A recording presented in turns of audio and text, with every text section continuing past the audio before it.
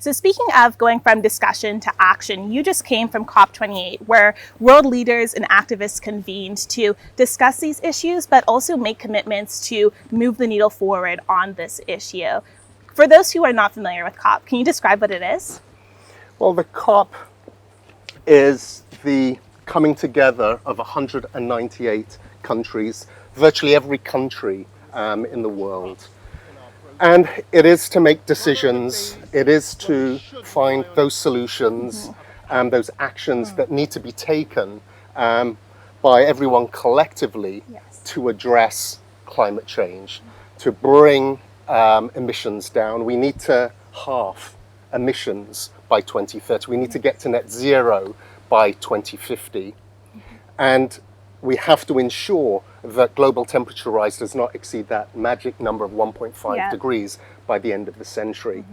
And COP28 is the 28th sitting of the Conference of Parties. It's the 28th opportunity the world has come together to look at and agree on how to move that discussion forward.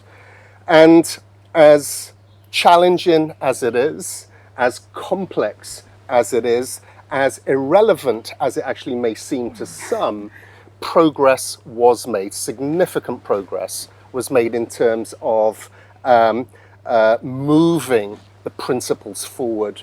One of the governing agreements that you would hear referred to constantly is the Paris Agreement, which was agreed to at COP21 in 2015, where the world again decided on the course of action, what needed to be done. And as we have moved forward, we've gone from the what needs to be done, how it needs to be done. So Glasgow, which was COP26, spoke to some of the rules that govern the actions and what needs to be taken by countries.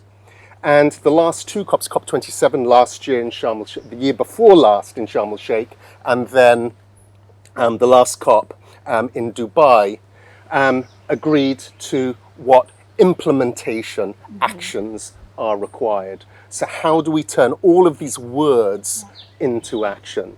Again, we're not moving fast enough, but in terms of setting that path as to how we accelerate ambition, how we accelerate implementation and action, there is a path forward for us.